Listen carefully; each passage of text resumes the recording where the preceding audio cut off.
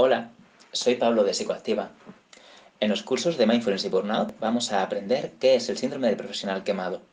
Reconoceremos las señales que indican que estamos en peligro de desgastarnos emocionalmente.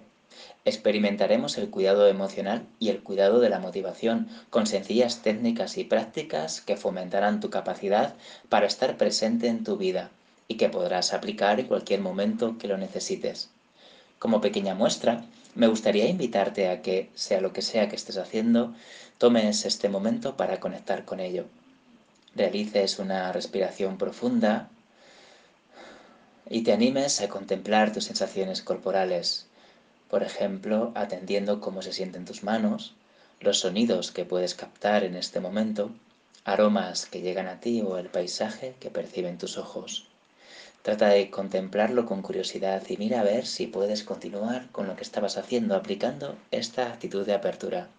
Gracias por tu atención y que pases un buen día.